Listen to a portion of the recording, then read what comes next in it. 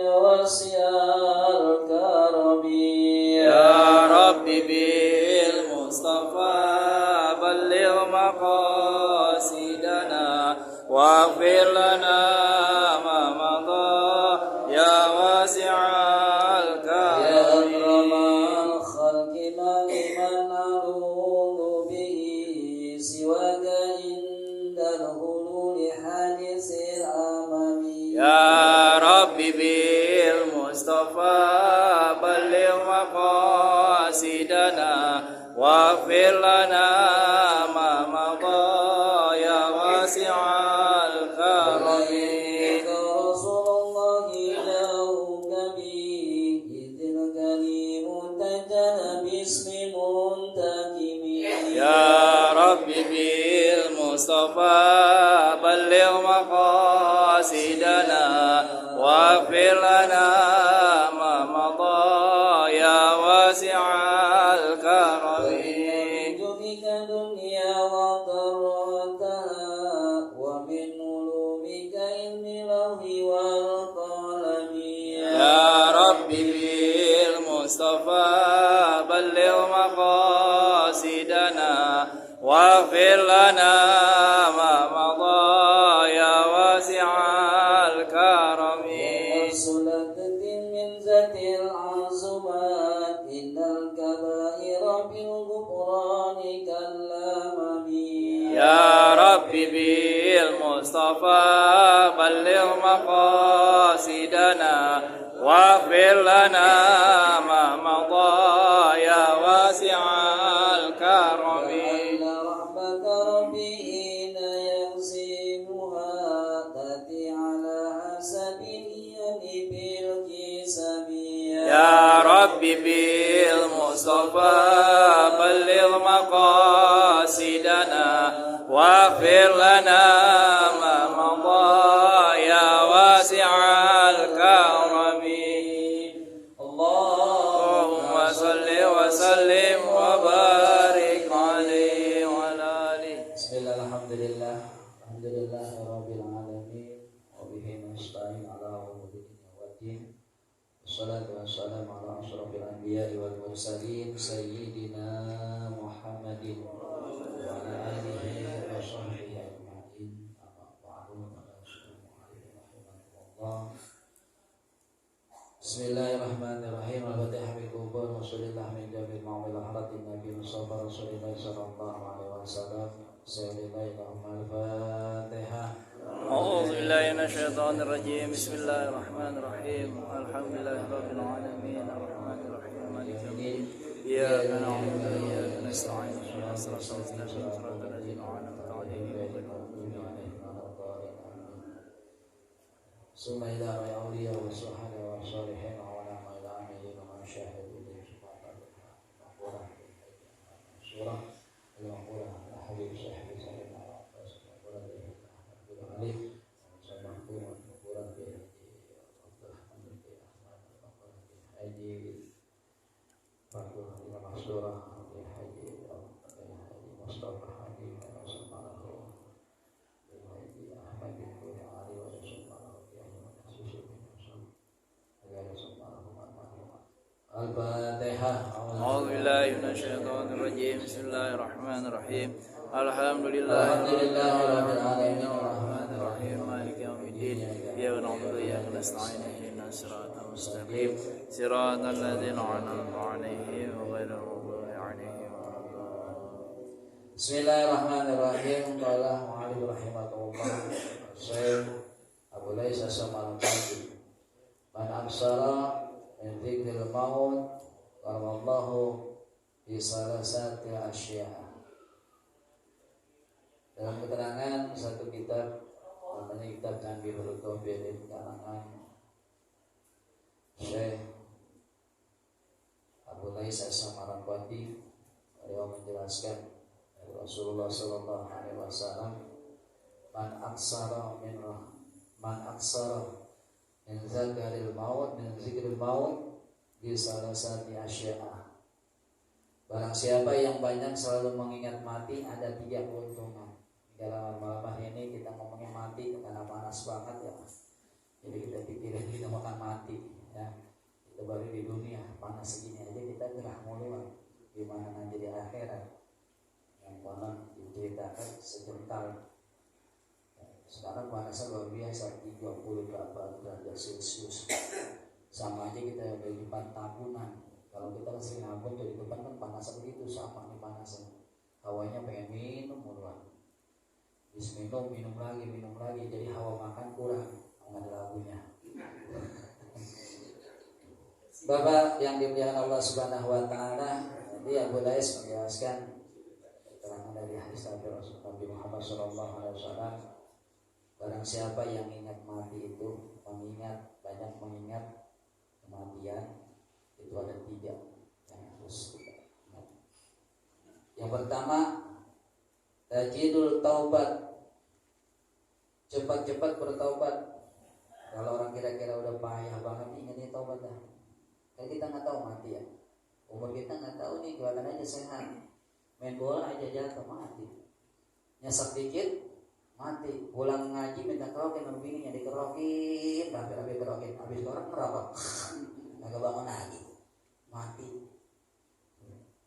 Makanya kalau dikerokin sama bini jangan tidur, ya, jangan tidur, jangan langsung tidur. Kadang-kadang kita habis kerokin rebahan pulas, ngorok dah. 3 kali ngorok gak ada lagi nyawanya. Ya mudah-mudahan kita diberikan panjang umur, sehat walafiat.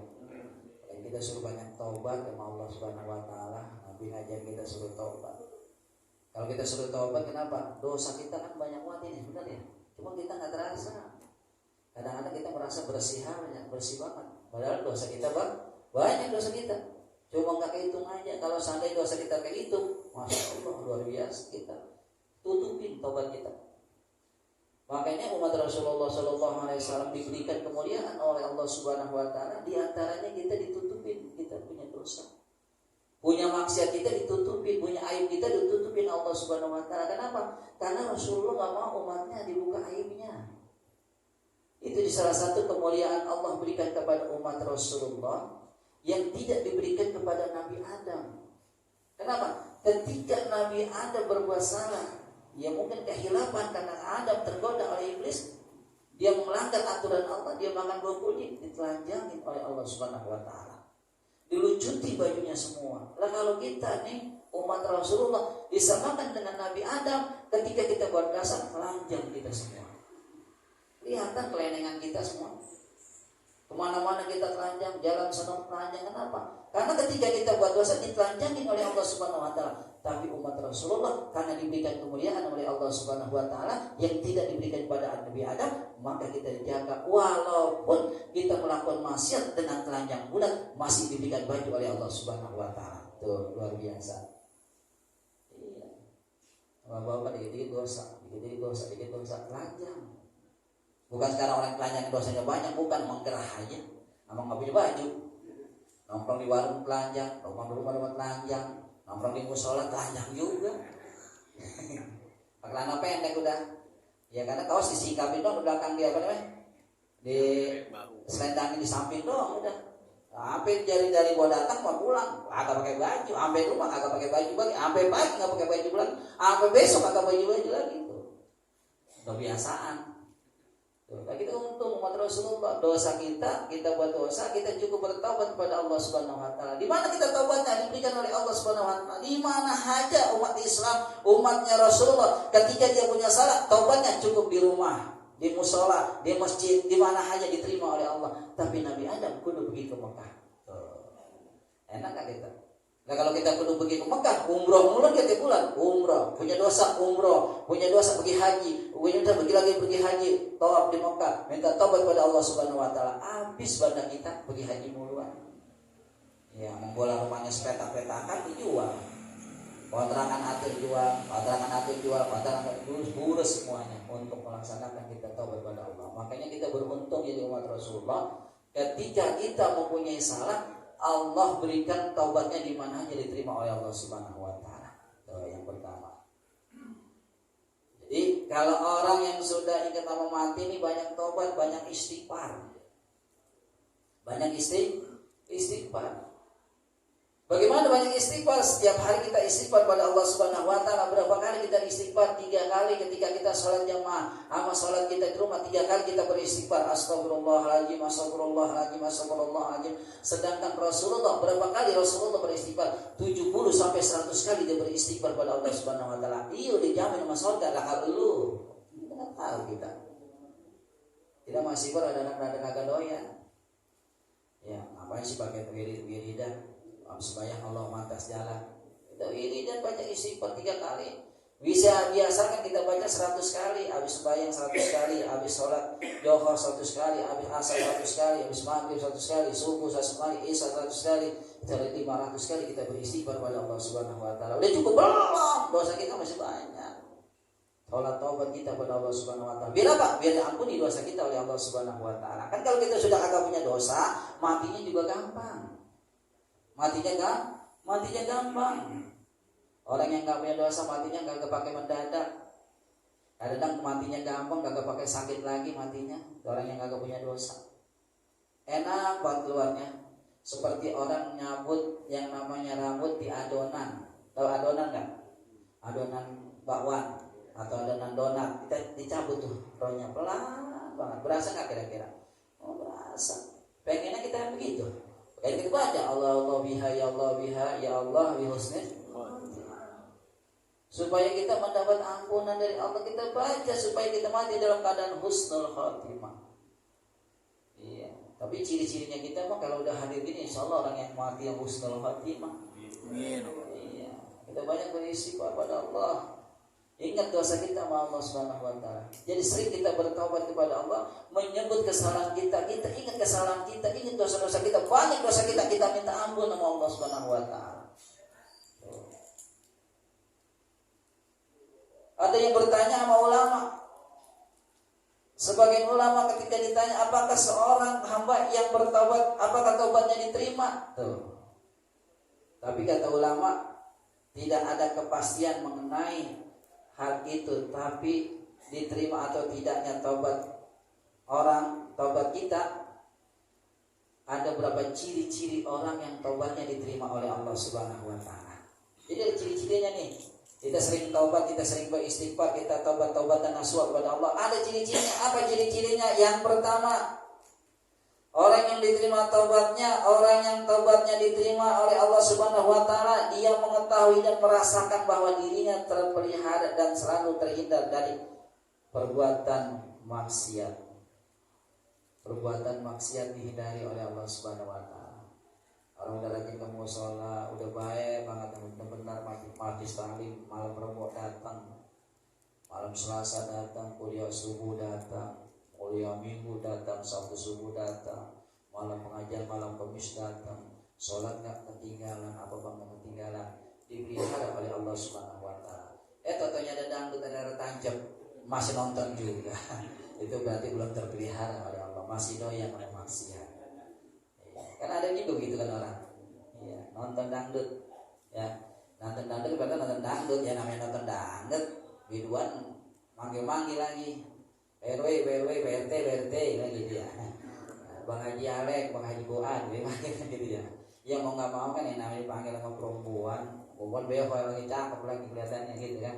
Ya bocah-bocah juga nyawer juga. Ya, layar tancap di mana aja nyampe. Tapi sekarang udah nggak ada layar tancap. Iya, ada lagunya Juragan Empang. Doyan dan jago Empang. Maka itu kita dijaga oleh Allah. Ketika kita sudah dilihat taubat kita diterima oleh Allah Subhanahu wa taala, kesalahan kita minta ampun, kelakuan kita sama maksiat udah kita senantiasa kita jauhi dari perbuatan maksiat. Ciri-ciri orang terima taubatnya oleh Allah Subhanahu wa taala. Yang kedua, orang yang diterima taubatnya oleh Allah Subhanahu wa taala, ciri-cirinya apa? Dia merasakan bahwa kegembiraan dan kesenangannya akan kemaksiatan menjadi lenyap. Wah, ada dangdut nih. Hatinya kegiran dia. Ada dangdut lagi tuh. Kalau orang itu ada dangdut lagi, rese dah, bermabuk dah. Benar repot dah. Itu berarti hatinya sudah menolak yang namanya kemaksiatan. Wah, ada dangdut di situ di mana? Di Gang Wahid apa? Orkes apa Pamilis. Oh iya, Pamilis tahu aja. Kalau nggak Pamilis ini SK. Kalau ke SK Pak Adela kan gitu, mahal. Menonton di Madura sana Pak Adela.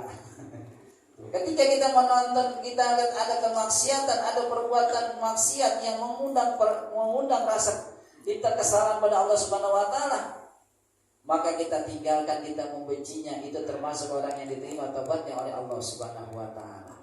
Jadi sedikitnya kita bencinya, ada dangdut lagi, ada layar tancap lagi, boleh kita dalam hati kita menolak dulu dah. Lama-lama iseng nonton juga. Ya kita kan mau sama manusia, mau kita malaikat. Kadang-kadang kita kan pengen juga. Rumahnya kayaknya banyak banget motor ini, berarti bagus dangdutnya. Bagus bang, apa? Brawijaya dangdutnya. Apalah aja dangdut. Maka kita kepada Allah Subhanahu wa taala, kita merasa senang dengan adanya kemaksiatan di lingkungan kita. Yang ketiga, orang yang diterima taubatnya oleh Allah Subhanahu wa taala, ciri-cirinya dia selalu mendekatkan diri dengan orang-orang yang soleh, yang menjauhi orang fasik. Tuh, dekat orang yang soleh. Setiap ada pengajian dia hadir. Setiap ada acara-acara maulid, acara-acara yang di tengah-tengahnya ada ulama, di tengah-tengah ada orang-orang soleh, dia mau hadir, dia natap orang yang soleh.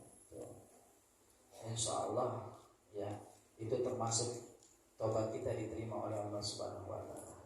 Ini kayak kita nih begini nih, kita datang nih, kita lihat kiai guru kita lihat ini, itu termasuk adalah orang yang termasuk tobatnya diterima oleh Allah Subhanahu wa taala.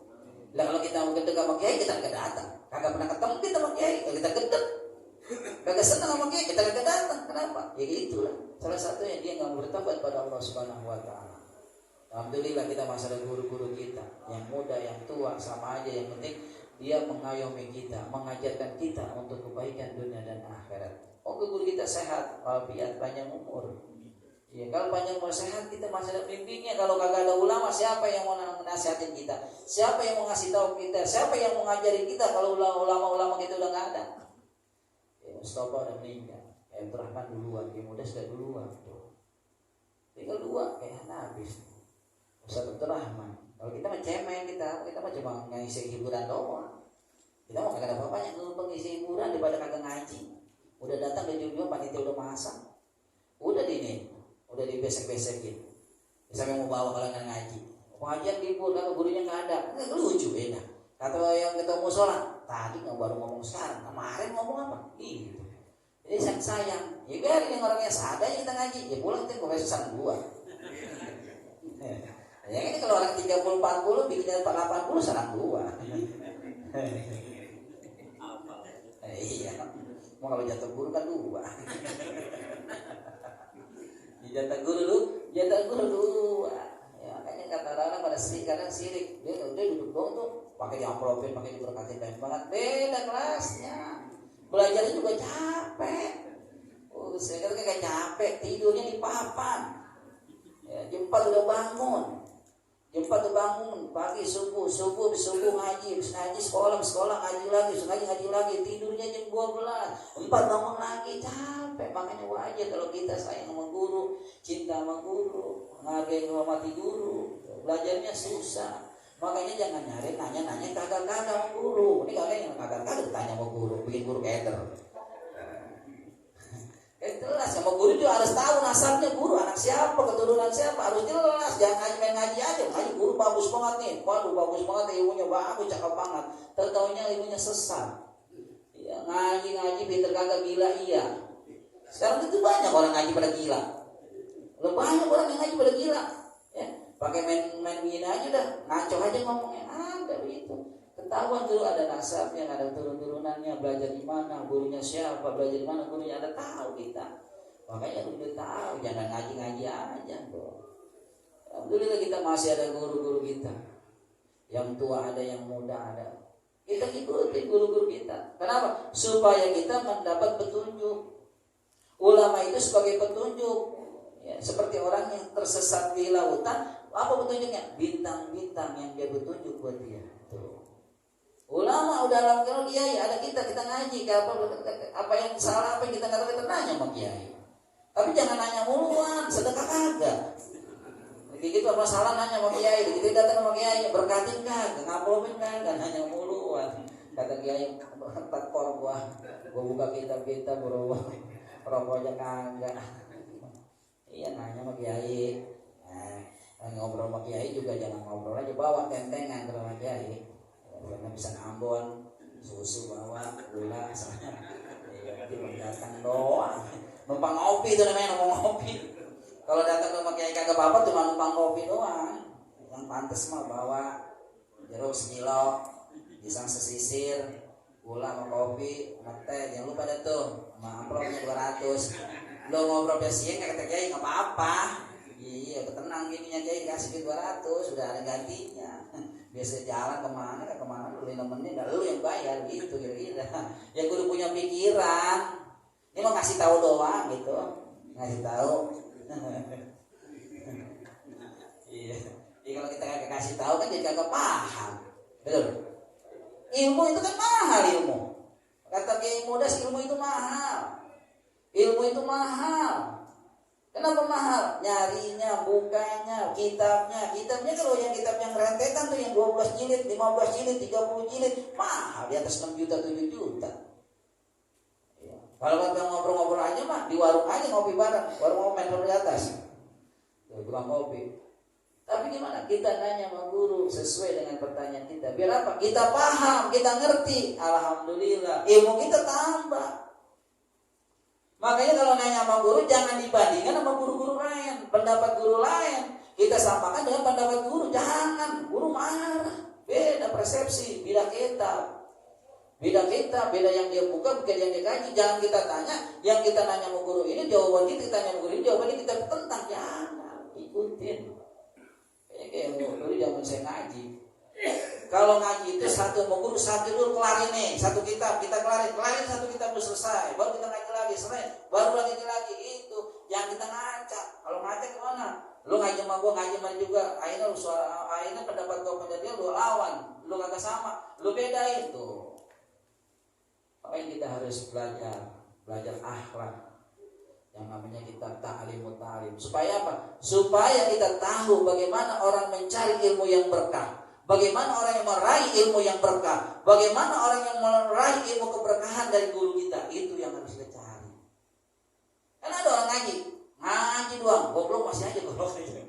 Ngabri kok gak paham-paham. Tapi kalau kita pengennya ilmu sedikit tapi kita ngerti, berkah itu yang kita cari. Kenapa? Salah satunya adalah takjim sama guru. Tuh. Kalau kita kan di sini sama guru, ya misalnya kalau bapak-bapak masih muda, kayak saya masih muda dikit, kayak zaman kita nyantren dulu. Kalau nyantren kita sama guru, girang banget disuruh sama guru, suruh nyuci girang banget sama guru, suruh ngangkutin ini girang banget sama guru. Guru dikerja kita bantuin girang banget. Dulu begitu. Kenapa? Karena kita cari takjim sama guru. Baru berkah ilmu kita. Ilmu kita sepintar selangit apapun banyaknya, kalau kita nggak dapat berkah dari guru nggak bakalan jadi orang hebat. Sedikit ilmunya manfaat, tapi kita cari yang banyak yang bermanfaat dan berkah ilmu kita. Manfaat gitu. Jadi selanjutnya yang keempat, orang yang diterima taubatnya oleh Allah Subhanahu wa taala, dia melihat harta dunia ini yang sedikit sebagai sesuatu yang banyak. Tapi kalau orang yang diterima taubatnya, amal yang banyak itu di akhirat dianggapnya amal yang sedikit. Tuh. Jadi kalau dia amal misalnya 100 juta dianggap kecil. Besok Al-Mamun mau maulid nyumbang dia 100.000. Katanya mau udah gede banget, tapi di pandangan orang yang diterima taubatnya itu kecil. Memang lihat untuk akhirat kecil. Tapi kalau untuk dunia 100.000 gede banget. Makanya ketika dia amal sedikit, dia menganggap amal banyak, dikatakan sedikit. Dia amal 10 juta, dianggap itu sedikit. Kenapa? Karena dia merasa cinta dia kepada Allah dan akan cintanya akhirat nanti menjadi keberkahan buat dia. Akan memberikan keselamatan buat dia. Tuh. Jadi kalau orang yang beramal ada hitung-hitungan belum tahu, berarti belum diterima taubat oleh Allah Subhanahu wa taala. Kalau yang sudah memberikan satu keikhlasan, sedikit dia bilang, waduh, gue sedikit banget ini, saya mau amal buat maulid Bapak, ini saya kasih 20 juta ya, cuma sedikit ini 20 juta tuh. Ada nggak begitu sini? Lah, 2 orang yang jadi maulid, 2 orang doang, 40 juta buat maulid lumayan. Kagak dia pikirin 10 juta, dia nggak pikirin 20 juta, dia nggak pikirin ratusan juta, dia menganggap sedikit kalau untuk akhirat. Tapi kalau mengingatkan dunia dianggap banyak oleh orang yang kagak paham untuk akhirat. Makanya kita dulu amal biar kita jangan bilang, gue nih segini nih, kopi aja gue nih, itu udah banyak banget. Jangan, kopi udah banyak banget. Kalian dapat daging 4 kilo, ya 4 kilo setengah dah. Ya, kita kasih yang banyak. Kenapa? Kita anggap yang sebanyak yang kita berikan untuk akhirat kita anggap sedikit. Kenapa? Itu urusan Allah Subhanahu Wa Taala. Yang kelima, hatinya selalu sibuk dengan hal-hal yang dipadukan oleh Allah. Ngaji wajib dia nggak pernah tinggalin, sholat wajib dia nggak pernah tinggalin, kegiatan-kegiatan dia nggak pernah tinggalin. Kenapa? Karena dia merasa itu patuh kewajiban dia kepada Allah Subhanahu Wa Taala. Kenapa? Merasa dirinya sudah dekat dengan Allah Subhanahu Wa Taala. Tuh ciri orang yang sudah bertobat diterima oleh Allah Subhanahu Wa Taala. Ini kayak ngaji begini kan kita adalah segen sebenarnya. Segen kalau nggak dipaksain banget. Kalau nggak disamperin kadang-kadang kita belonjoran puls. Nonton TV aja nggak ada kelar-kelar sampai pagi. Main HP kadang-kadang nggak ingat waktu. Tapi kalau kita sudah dekat dengan Allah Subhanahu Wa Taala, merasa diri kita perlu pada Allah Subhanahu Wa Taala, kita datang untuk hadir di pagi sekali. Kenapa? Karena mengingat kita akan dipanggil oleh Allah Subhanahu Wa Taala. Karena kalau kita mati, kita pulang haji. Nabi man kharaja bi talabil ilmi fa huwa fi sabilillah. Barang siapa yang keluar mencari ilmu, maka dalam perjalanan fisabilillah, sama kita mati dalam mati syahid, mendapat pahala dan surganya Allah Subhanahu Wa Taala. Iya, jangan kita lagi mau nonton dangdut katanya sandung kita sampai mobil mati. Nauzubillah min dzalik. Orang yang diterima taubatnya oleh Allah Subhanahu Wa Taala, yang keenam apa yang keenam?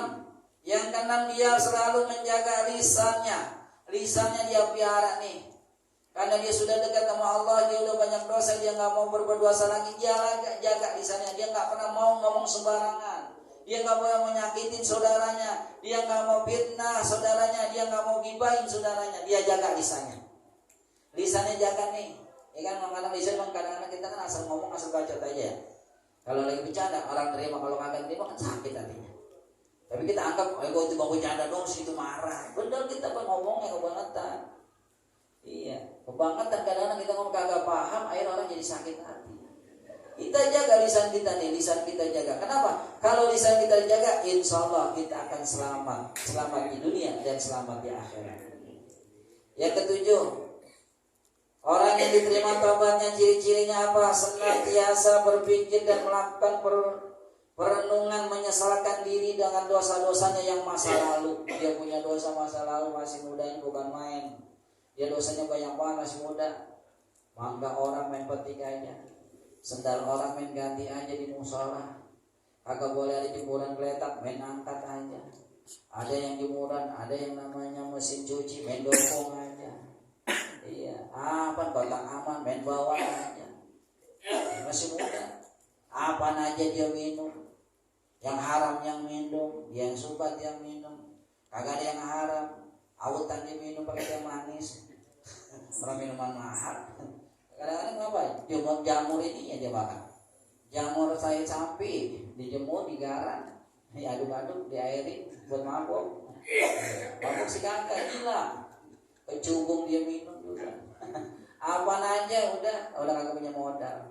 Nah, tatkala sudah kita banyak dosa pada Allah, kita ingat dosa kita di masa lalu. Ya Allah, masih muda gue nih, dosaku banyak banget ini ya. Ya Allah, apa aja kita udah kerjain. Maka udah tua dia kembali kepada Allah Subhanahu Wa Taala. Dulunya dia bisa su'ul khatimah, tapi akhirnya jadi husnul khatimah. Kan ada orang begitu. Iya, ini cerita sih bukan cerita apa nih. Saya bukan ngarang. Dulu saya kenal sama tukang mancing.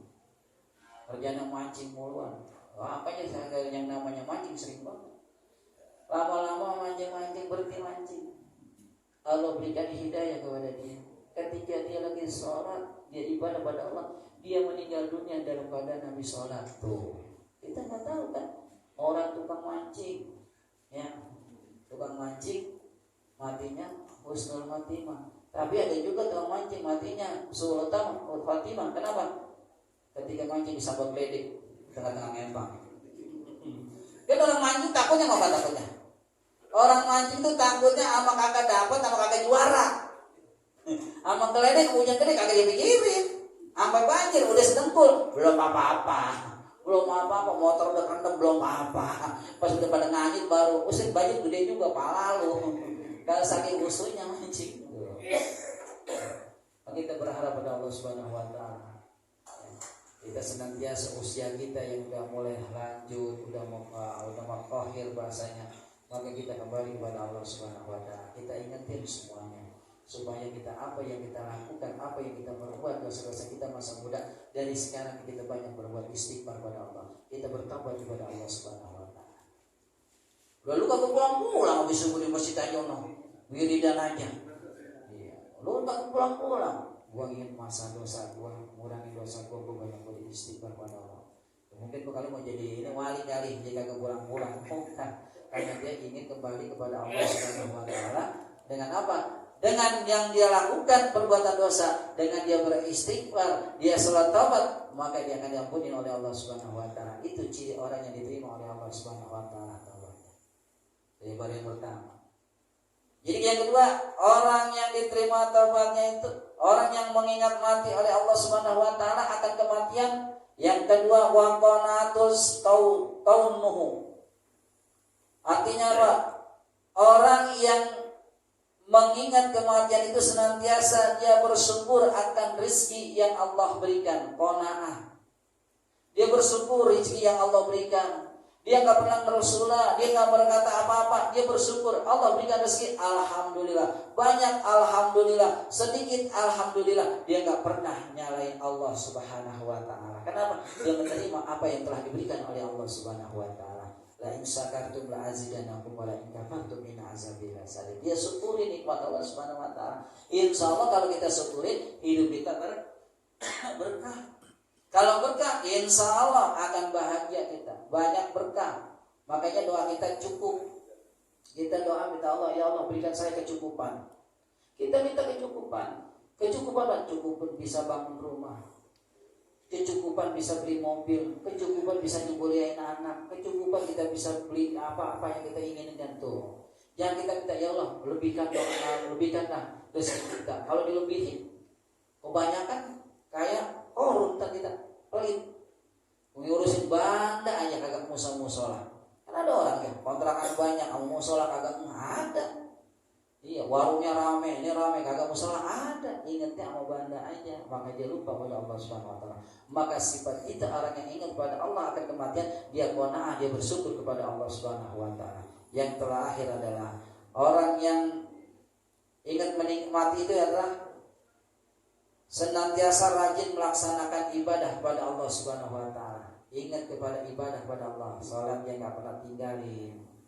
Asar, Johor, Maghrib yang enggak pernah tinggalin, apalagi dia tambah dengan jamaah. Insyaallah dia menjadi orang yang husnul khatimah. Kan kita harapan kita semuanya husnul khatimah. Siapapun yang ditanya enggak mau mati husnul khatimah, pasti mau husnul khatimah. Preman juga tanya, lu mati husnul khatimah, husnul khatimah. Dia jawab, gua mau mati husnul khatimah. Padahal tukang mabuk tuh. Apalagi kita yang hadir ke sono tiap malam merebok, datang ke sono malam merebok, muter lagi malam merebok, datang kemana-mana merebok, maka dia ingin matinya dalam badan husnul khatimah. Mudah-mudahan Allah senantiasa memberikan kepada kita semua apa yang kita inginkan dan apa yang dikabulkan hajat-hajat kita oleh Allah Subhanahu wa taala. Terutama Allah memaafkan segala kesalahan kita, Allah memaafkan segala dosa-dosa kita, orang-orang tua kita, guru-guru kita, dan guru kita mudah-mudahan diberikan kesehatan oleh Allah Subhanahu wa taala. Dan jamaah kita semua insyaallah diberikan kesehatan, dipanjangkan umurnya oleh Allah Subhanahu wa taala, diberkahkan hidupnya. Al-Fatihah. Bismillahirrahmanirrahim. Alhamdulillahirabbil alamin arrahmanir rahim maliki yaumiddin. Iyyaka na'budu wa iyyaka nasta'in ihdinas siratal mustaqim siratal ladzina an'amta 'alaihim ghairil maghdubi 'alaihim waladdallin. Amin. Mudah-mudahan apa yang saya sampaikan ada manfaatnya. Mudah-mudahan senantiasa diberikan ya Allah ilmu yang bermanfaat. Ini yang dapat saya sampaikan. Kurang lebihnya kalau memang tersinggung memang sengaja saya singgungin. Ya, kalau memang kurang benar itu datang dari salah saya. Kalau benar datang dari Allah Subhanahu wa taala. Wabillahi taufiq wal hidayah. Assalamualaikum warahmatullahi wabarakatuh.